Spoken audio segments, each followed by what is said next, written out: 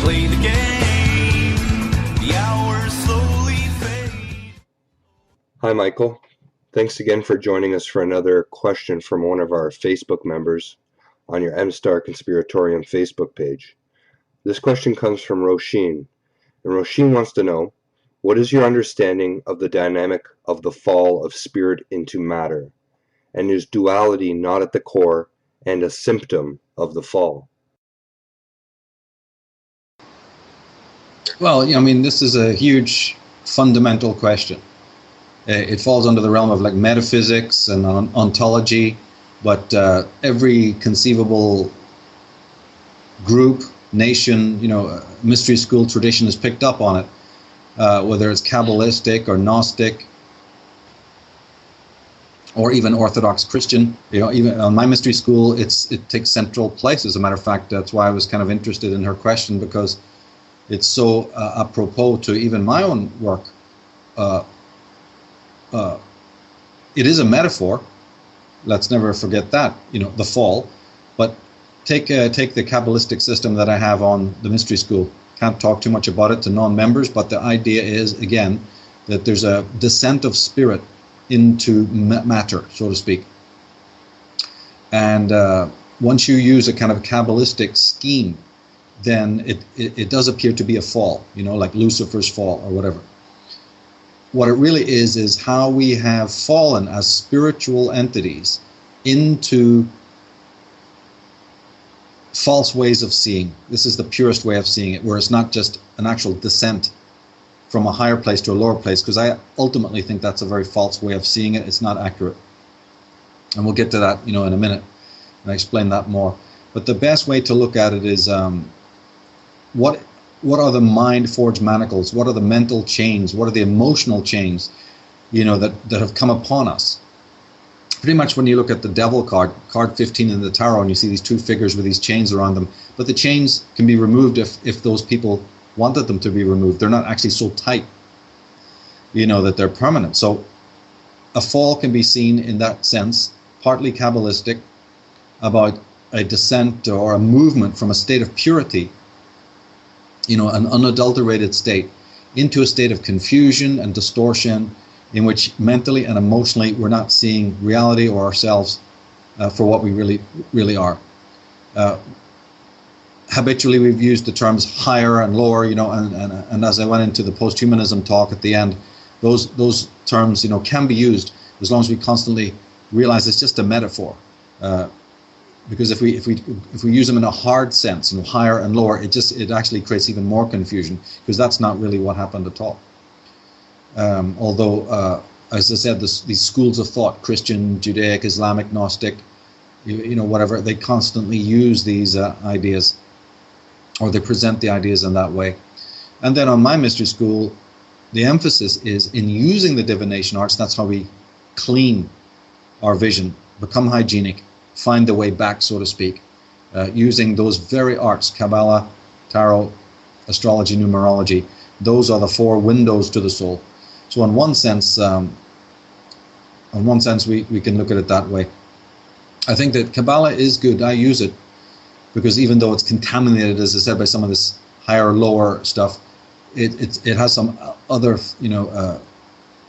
teachings, other principles that are really, really profound. And one of them is that the Cabala is all about mirrors, right? You have these 10 sephirah.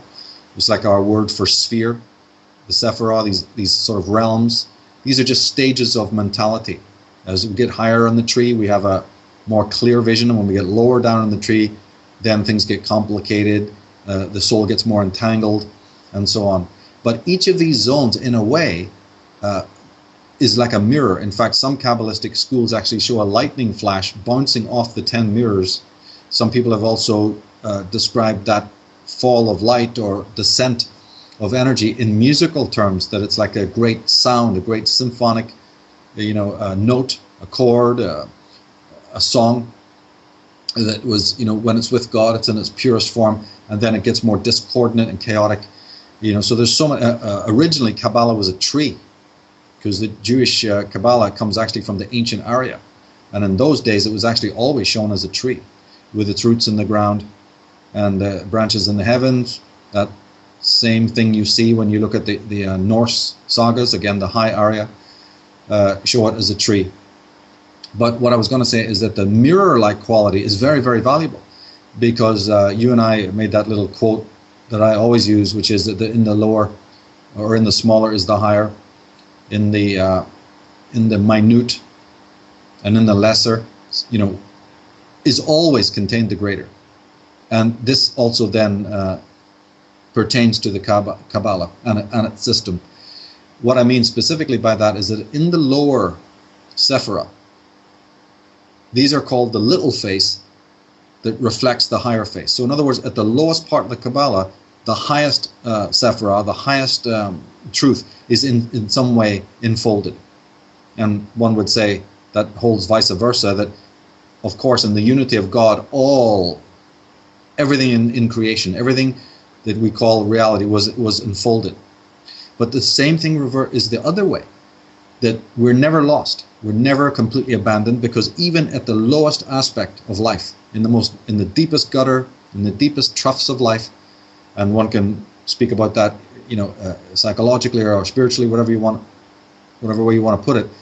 But in that darkness, so to speak, spiritual darkness, there is always light, always just enough to take us back to the right road, should we have, again, the way of seeing. This is the key thing. The way of thinking, the way of understanding, you see. So this is turns out to be a beautiful metaphor then of the so-called fall that Roshin's talking about. On another level, the Cabala is saying there's various ways of getting back. There's the straight way of the mystic. There's the winding way back up the tree of the magician. And I think what they're doing there is trying to account for the two kinds of personality that there are. There's those who are the ascetic type, who just sits, meditates, abandons the world, abandons all of its entrapments, and tries to go back in that more traditional mystical way. And then there may be a person who says, no, we have to go through every aspect of reality. This is the veil of error, and we're not meant to avoid those errors. We're actually in this plane so that we can learn by our errors, and that means revisiting every step of the way, every reality, every obstacle, do it the grindingly slow way, step by step up the great staircase back to, unity, to the top of the tree, to the top of the pyramid of enlightenment. So this accounts, some people call it the path of the arrow being the straight way, the path of the serpent being the slower way.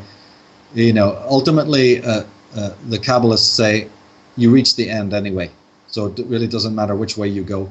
And so there's certain truth to that. There's definitely certain truth to that. There are these two different kinds of person, where it's almost like the fool who persists in his folly becomes wise, as William Blake said, that you have to go through all the trials and tribulations of earth, marriages and births and jobs and connections and fallings outs and wars and slaughters and mayhem and all the attainment artistically and professionally, all of the different modes of life that exist.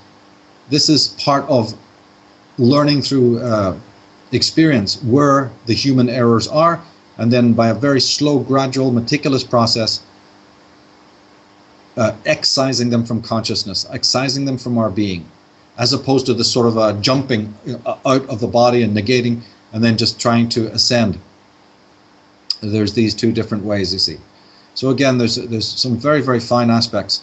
And on my mystery school, we go into extremely deep areas of the Cabala in relation to a person's personal chart and exactly how they can find these golden keys of enlightenment, as we would call it. There's another interesting take on the fall in that semi-Kabbalistic model, and that's from the great poet William Blake, English poet, who had a sort of a beautiful take on it, a stripped-down version, in which he has his god figure, Albion, and that just means the white one. It's like a kind of a Kabbalistic Adam Kadmon or Anthropos figure, and he falls into the void from a pure state. Blake later calls it in other works an Edenic, like Eden, like an Edenic state, falls into the void, falls into the darkness, into ignorance. And while he's falling, because he's God, he's got some sort of power, that just before he falls into the void and loses the light, sort of forever kind of thing, he summons up just enough of his potency and power and makes a kind of facsimile of the realm that he's falling from. It's almost like he gathers all his will and his power and makes the world that we know. And of course, it's all a metaphor, of course. But what it really shows is that he wills that the lower world will at least have some traits of the higher world, so that when he falls into it, there's not a complete abandonment. There's not a complete loss of the higher realm, you see. There's just enough to maybe gradually, slowly piece together the original paradise and find a way, a very, very difficult journey, of course, to get back. But and the journey back is difficult because Albion actually smashes into 4 pieces, as Blake describes it, beautifully describes how God divides into 4, and it later subdivides into further 8 and 16 parts, and how these 4 selves are conflictual. And then when they divide, there's even more conflict, you see. So this is a fantastic metaphor in which he shows that there's a subdivision and a splitting of the psyche, and an incredibly elaborate story unfolds in about how to return to this unity. But you might be familiar with that famous painting of the Ancient of Days, in which a godlike figure is using his compass and stretching down into the void. People will remember that fantastic image. Well, that is sort of that is a depiction of one of those 4 gods who divided. Right? They all split and become separate personalities, male and female. And that being that Blake has painted when he shows this godlike figure with the compasses is actually called Urizen, and that's because it's a take on the word reason. So he's the god of the intellect, and each of these 4 different beings have different ideas about how to return to wholeness, you see. And Urizen says it's through reason, it's through constantly organizing things. He's a demiurge character in the Gnostic terminology, who says, yes, well, everything's just chaos, and I'll solve the problem because everything needs to be set into cubes and squares and order, and that's why you see that great compass. And Blake is saying what the fool doesn't realize, what reason doesn't realize, is there's an active division right from point go. And so in his own beautiful language, you see, he says that Urizen is actually just even creating perhaps even another kind of fall. After the original fall, now there's even other forms of fall, because he's not integrative. And there's a huge commentary then in Blake's work about the nature of the mind and the nature of all of these conflicting states. An amazing account. I'm just shrinking it down into just a few lines, but there's an incredible understanding in the man's work, which accounts also for the splitting, as I said, into masculine and feminine parts. He's got his equivalent of Jung's shadow. These later people like Carl Jung and Freud and goodness knows how many other people borrowed liberally from Blake and others, and based their own work on him, you see. Then there's another way of looking at it, which is quite common amongst eco-philosophers and other feminists and people of that ilk, more of a pagan understanding, in which they say that Adam's fall wasn't really from paradise in the sense of the way the Bible portrays it. The paradise was nature.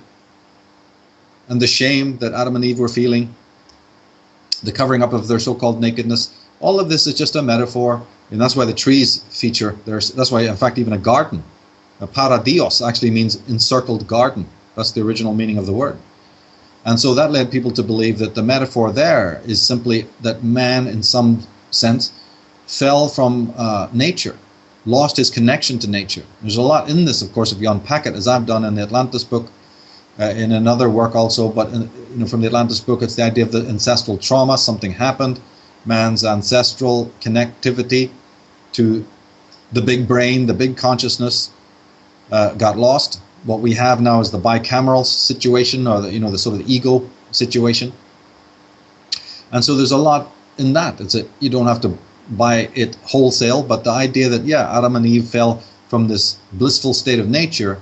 And then what did they fall into? They fell into technology. They fell into, now we can control nature. We're not one with nature, because the way that Adam and Eve is presented before, Adam is the namer of the animals.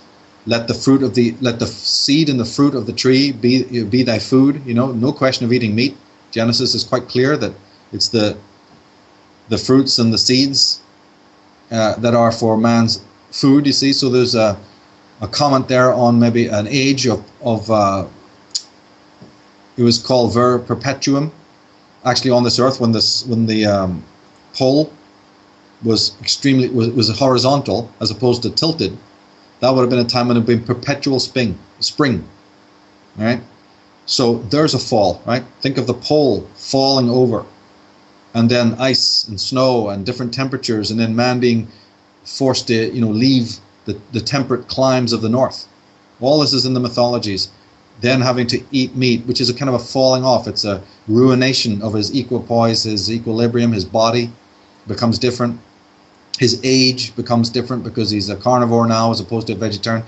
So there's so many ways of looking at this. You can really unpack this idea that the fall was from a natural intelligence into more of a scientific, technological, rational understanding of life, in which nature and animals are now treated as objects, you see. Of course, with that idea, if you take, as we've been saying from the start now, mostly when you think of the word fall, it implies a descent from a higher state to a lower state. This is a huge problem, and that is because, and I've explored it in so much work, especially the disciples of the Mysterium, to try and straighten this whole thing out. The idea actually started really with Plato.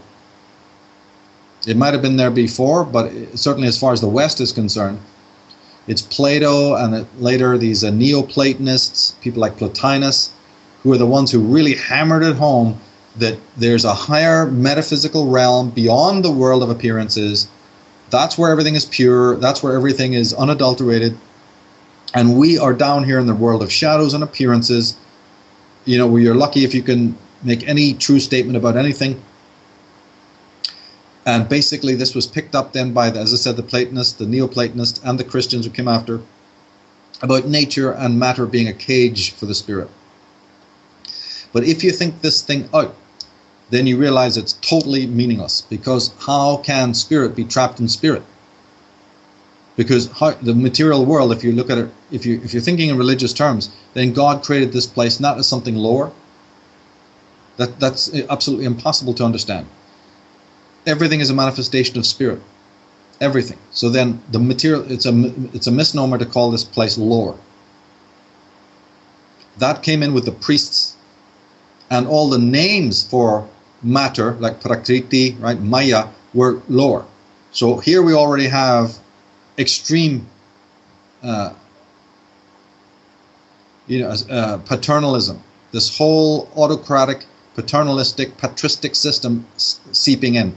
And with it, not only comes this vertical schemata of a fall from above into the lower, but then there comes this reigning supreme of a male or a masculine principles. But they're not masculine. I've said so many times that our concepts of masculinity and femininity are totally distorted, and this is partly the reason, because these are malignant, extremist forms of masculinity that took over. They're not healthy any more than the kind of femininity counterpoint was. So the whole thing is most pernicious. The way to really understand it is to realize that illusion, Maya, the cage of matter, is not matter itself, but a mind's false understanding of it. The mind's own propensity, again, a false way of seeing it, comes down to that, of that which is in front of you, which has an optimistic note, does it not? Because then we are responsible for a change in our way of seeing, and it's literally that. It's not sitting on a psychiatrist's bench. It's not taking any medication. It's not sitting in front of some guru and worshiping him. It's not even, worrying if there's a God or if he's a God, good. If there is one, there is one. If there isn't, it doesn't matter anyway. The point is that you are responsible for the changing of your way of seeing. And so my work is all about that. And I always reference the scholars who are basically doing that too, helping people to just simply change their settings without any other assistance or help. And when you do that, you start to understand that these concepts of nirvana and higher realms that are, permeate, infest these Oriental religions, these are the creations of the priests who profited, profited always from telling you that, you need to do X, Y, and Z, and tomorrow there's a promissory note of enlightenment and salvation, and give us your allegiance and your obedience, and this is to be seen all the way through. Not only do you have a hard definition between subjects and objects, matter and mind, world and self. They thought Descartes invented it? No. He was coming way late.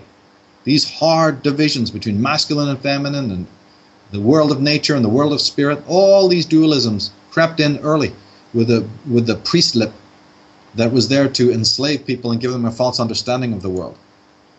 And as I said, ultimately people go, oh, well, that's nothing to do with me, Michael. I don't believe in all those religions.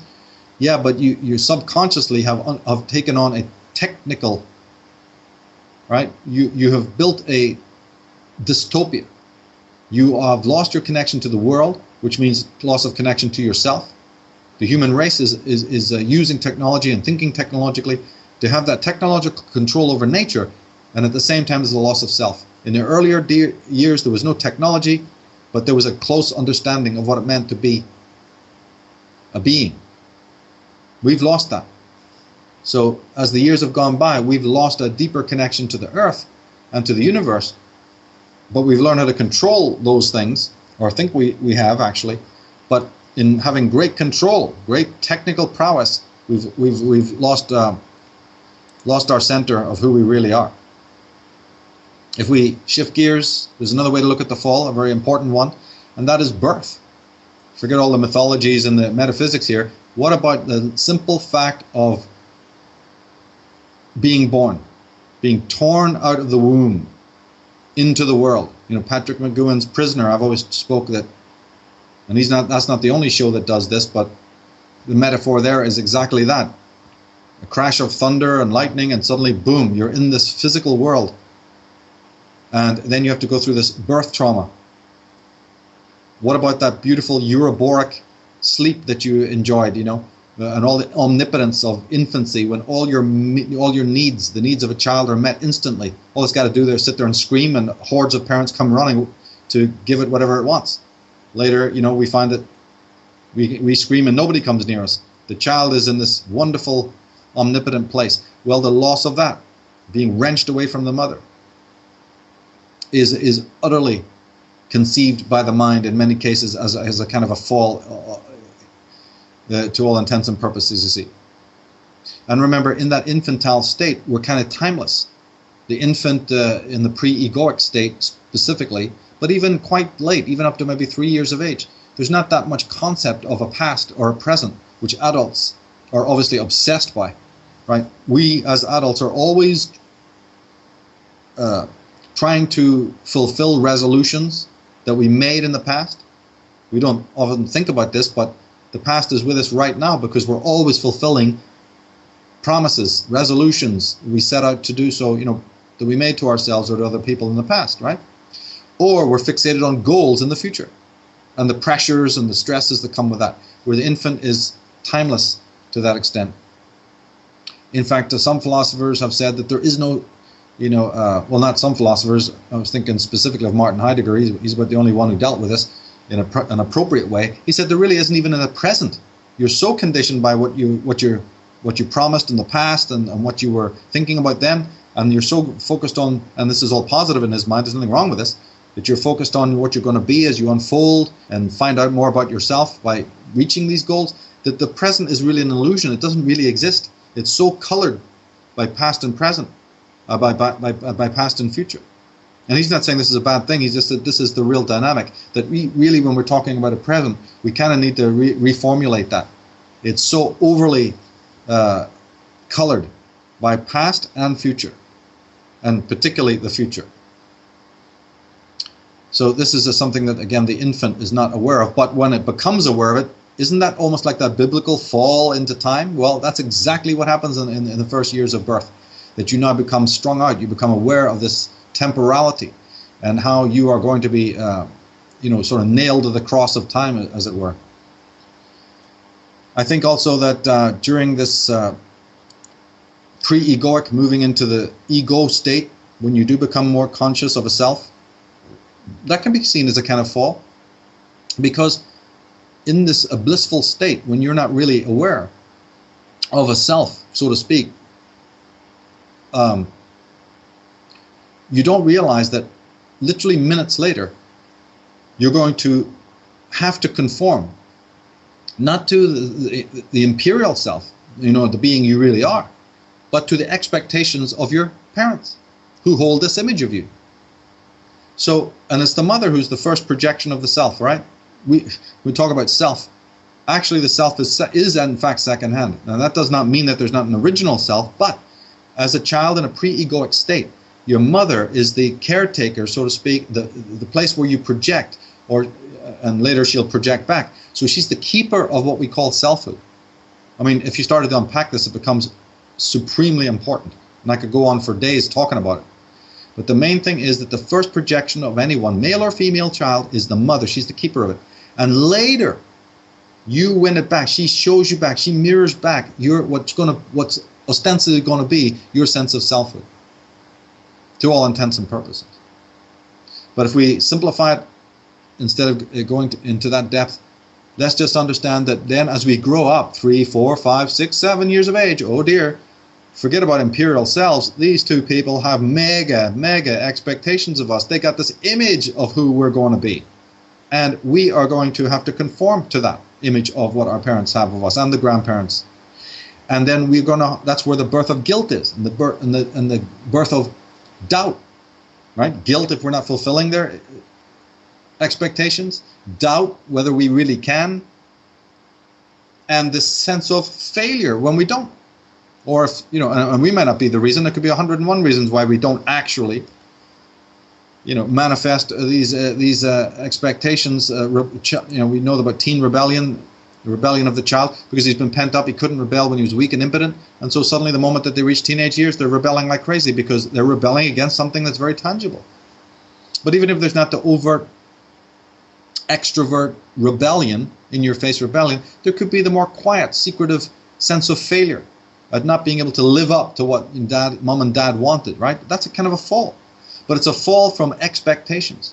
And here's one concluding point about that. Can't go on ad infinitum about this dynamic, but there's something very important to realize. And that is, and I brought this out in the post-humanism talk, but that is that the world, that's the parents and the world in general, penalizes a child for authentic modes of thought. When you know that you're being asked to do the impossible, when you're not guilty and you're perfectly innocent, right? For instance, like I said, when you deal with the hypocrisy of the parents or the violence of the parents and you react correctly to despise it and hate it, but they force you to repress that hatred and anger, those things are legitimate. So legitimate aspects of one's psyche are being suppressed. But the one thing to remember about it is it's not really cognitive thoughts about what's happening to you as a child that is being suppressed and what you have to feel guilty about. It's feelings. This is rarely brought out enough. It's the feeling of being controlled. It's the feelings of pain. It's the feelings of guilt, right? It's actually an emotional thing. And remember, these are legitimate emotions. Legitimate feelings of rebellion and anger and so on. And it's those that we're being asked to repress. And it's those we're asked to be guilty for. Can you imagine the damage that's being done? It would be bad enough if it was more cognitive. It's actually feelings that the parents and society is forcing us to feel guilty about and to suppress. If you wanted a phenomenological example of a fall, I couldn't think about anything else. Then, along with this dynamic is also we learn when we come to the post-egoic, especially the development of the super-ego, that can be thought of as a fall. And I'll tell you how. The exaltation and putting onto the pedestal of the parents and the gods and the gurus and the teachers and the girlfriends and the politicians. But if they're up there, where are you? Don't we give our allegiance and loyalty and energy and wealth? Won't we die? Won't we strangle each other? in the name of some flag or some other thing. What happens to us when these idols fall? What happened to the communists when the statues came down? Oh my goodness, what are we going to do? Everybody is walking around in silence. You know, the flags are down. Depression, right? So the raising up above you of anything, even an ideal. Think of continuing this kind of child, the scheme of the child. The child is introduced to the world in which it really doesn't have a lot of control. Yeah, when you're screaming from the cot at young age, yeah, mom and dad come running, right? But later on, you find out that you're in a world actually that really doesn't, magical child syndrome doesn't work. You just can't wave a magic wand and things appear. There's delayed gratification. There's probably the fact that you can't even reach a lot of your desires. And basically, this world, your demands don't matter. Well, as I said in the post-humanism talk, you're either going to become a hedonic child who just completely, narcissistically gets what he wants by running roughshod over the needs of other people, or you're going to become a much more, circumspect person who maybe limits your demands and needs to those which are most important, and you go about getting them in a sane way in which you don't necessarily hurt other people. But even the very fact that you're born boy or girl, did you have any control over that? No, you didn't. And we, may not think about it, but those people who have a lot of problems with their gender, look at the problems that they've inherited, feeling that they weren't really meant to be male or female. And then they are ambivalent about their sexuality, and they go through a great deal of pain. Can't you see that as a kind of a fall? Well, they're very alienated, aren't they, from ordinary society, from ordinary people who they admire and say, these people don't seem to have any of the troubles I do. Here's me sitting there, in my room, can't go out, tied up in knots, all neurotic, about this problem that they're having. That can be seen as a kind of a fall, I would say. And basically the idea then, by extension, in a wider way, there's the haunting anxiety that, look, even the world, we kind of hinted at this earlier in the Christian context, but even if you weren't a believer, you still have this idea when you look around at the waves and the animals and these people and the clouds and the sky and the stars and go, I didn't create any of this. How the hell did this all get here? And then you start to have this nervous feeling that, you're here, but you are not responsible. And this is a sort of a traumatic thing. And so over time, did man then, in order to, when he sees that human beings create things, did he then manifest for himself a supreme being, right? Did he create this idea of a supreme creator who's responsible for creating what you inwardly know you did not have a part of? But then in positing a supreme creator, you run into problems because what kind of power does it, where's the limits of this person's power? If this is a being like ourselves, and the Bible does say that we were made in the image of God, then other problems arise, which is, does he live eternally? And that's kind of hard to understand, because what would happen hypothetically if the whole human race was wiped out? You still have the planets and everything else, but mankind, men and women were no more. They destroyed themselves. This supreme being character, does he just like carry on or something? For eternity? I mean, how long does he live? And if he lives for eternity, but we can see that we're precarious. I mean, a meteor could hit this planet, we're finished. What does the supreme being get on doing? Then another thing, if we're made in his image, does he have DNA? Since the constituents of our body is DNA, and it's the building blocks of the whole of life, right? We couldn't live without it, and it precedes us. Then is there a biology that precedes God's existence? Or what is he, a gas? And even if he's a gas, there must be some molecules that make him up. And if he's like us, if we're made in his image, it supposes the reverse is true, but then God must have DNA. But if he has DNA, who made his DNA? Did he make his DNA himself? That's contradictory. That's like pulling yourself up by your bootstraps. So as I say, the more that you start dealing with metaphysics, you run into a lot of problems. What's God's history? Where did he come from?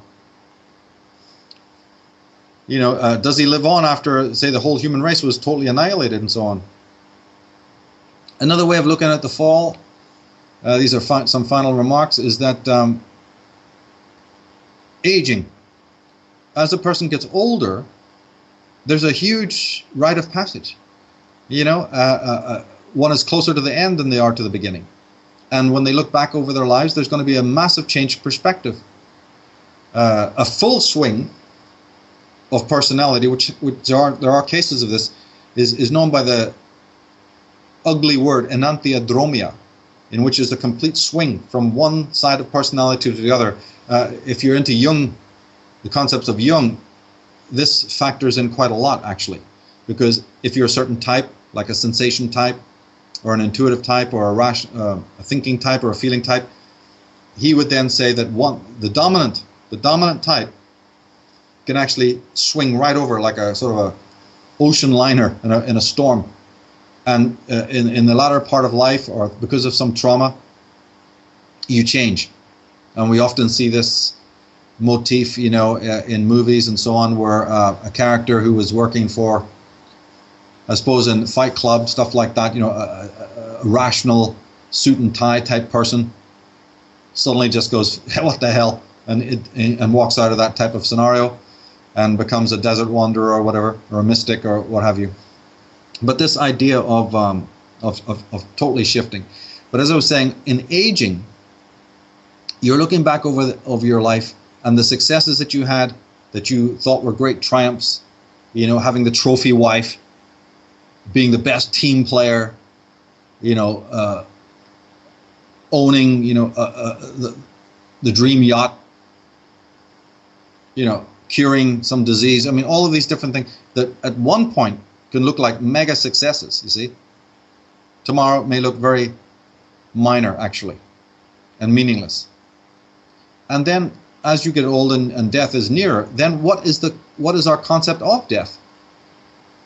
It may never have crossed the mind of a young person, and if it did, it was just a trivial exercise.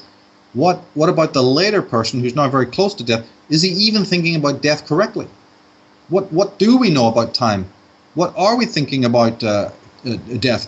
What are we thinking about past, present, and future? And what about the mind that's even thinking about it at all? What do we actually know about mind? You have people, wealthy institutes, the top neuroscientists is the term they love to go by now, calling themselves philosophers. That's a joke. But we have multi-million-dollar institutions. We have famous people, famous materialist, atheists, physicalists. And I went into these people briefly in the post-humanism talk. But these are people who are always trying to slowly, over time, very gradually, so you're not noticing it, conflate mind and brain. And there's reasons why they're doing this. Very important reasons have to do with world control, Big Brother, the global village. These people don't seem to be, directly connected to that, but they are. And the way that they're even trying to make the brain and the mind appear to be one thing.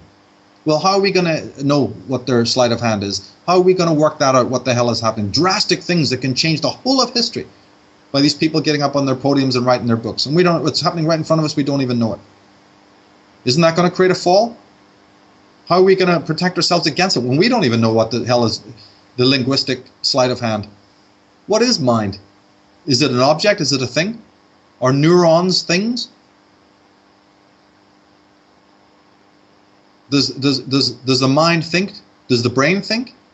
You see, we've got to start paring this stuff down and really go back to, maybe the original etymology, look back in history, what was the original idea of these things, study it, find out, because there's a huge sleight of hand taking place that in its own way is going to lead to a fall into physicalism, a fall out of intuition and deep emotion, and as I said, the imperial self, and the kind of healthy subjectivism. One hates to use that word, but when one understands that doesn't discount the world, right? Subjectivism in the hard sense means the hard difference between world and self, but there's a higher. Let's understand that if we understand that the world and being, right, are two phenomena of the same thing, they're growing out of the same soil, and they meet, that mind and world are so intertwined, then we can say that our subjectivity is world, and world is subjectivity. There's a crossover, there's a place where these things meet. And we won't have those hard differences. But sticking to the point we were making, then we have this feeling when we get older, it's a problem that we all should be thinking about, but as we get older, we probably might start to think about it when we're trying to weigh up how many successes and satisfactions, has our life been satisfactory. We have to come slam up against the wall that, look, even if you lived 1,000, 5,000, 10,000 years, you are in an information-rich universe where you cannot possibly know all there is to know. You couldn't even know if there was all they needed to know, even if they made the supercomputer they're always talking about, this impossible thing that can never be made, but they love to sell that idea to you, right? But even if they could make that supercomputer where the neurons of an idiot and the neurons of a genius can meet in hyperspace, well, do both become idiots or both become intelligent? Let's find that out. But anyway, if you get to that point, as you age, you'll suddenly be hit. And this means no matter what qualifications you've had, no what trophies the world has handed to you, you're going to suddenly realize at one point, even if I live for thousands of years, the world is information rich. The more I learn, the more I need to learn. The more I learn, the less I know. What a phenomenon. What does that tell us then about the nature of the universe? That you can never reach the end of the things to know. If you meditate on that deeply, chapter 3 of Disciples of Mysterium, we went into it. What does that mean for you? What does that mean about the universe that you inhabit, you see? And then again, what about that bigger existential emptiness? Not just the counting of your own little successes and failures, which we all have, that's ubiquitous. But what about that at the end of life, as you age and you start to look back at the big existential emptiness? Have you been fulfilled? You may have had, minor successes here and a few failures there, but what about the existential feeling of accomplishment? Are you going to feel a whole being? Are you going to end your life? It's that movie Papillon, right, with Steve McQueen. You're guilty of a wasted life. Well, we know that there's plenty of people who are actively wasting their lives, and then there's other poor people that like ourselves, who just say, I hope. I don't know how the future will turn out. I hope I'm living deeply. I hope I'm living richly. Well, the choices are sort of like, you don't have them later on. So what do we do with that? When we maybe think to ourselves, oh, I haven't really done anything big. I haven't really changed the world. I haven't invented some supercomputer or sent people to the moon or whatever. So what? Have you been aware of the impact? It's like that Wonderful Life movie. Have you been able to see the impact that you've made on the world and on the people around you? You see? And then finally, the last thing I'll say about this fall concept is that, look, I've said it before in other work, Lucifer's fall. The fall is something about to happen. Maybe it didn't happen in the past, it's still to happen. Meaning the post-human age. If Big Brother has their way, and as I say, there's lots of slow movements that are happening so gradually and under the sand that you don't quite notice until it's too late. Many of their machinations we know about, others are still being played out. The deep messing with words, the deep misconceptions through the media of what it means to be a being, what it means to be alive, what it means to be a body, what it means to see a world, perception, all of these things. They're being constantly worked on, constantly chipped away by some very evil gremlins. And it's happening so slightly. It's like they say, if you take one apple off a tree, 2 apples, nobody notices it. Until one day you turn around and it's all a naked tree. What happened? So we have to be able to use, symbolic literacy, all of these techniques that we need to be able to understand what they're really talking about, because they are communicating what they're doing to us. We just ignore the warnings. This is the problem. But as I said in post-humanism, you see, with all of this drug taking and even the pharmaceuticals and then this cult of people running off to the jungles to do ayahuasca, I read that as, in a way, we're ending a kind of ego life. And there's a need for dissolution. This happens now and again. We had one phase of it during the hippie era, but it's coming back again. Where all sorts of people from all walks of life are getting tired.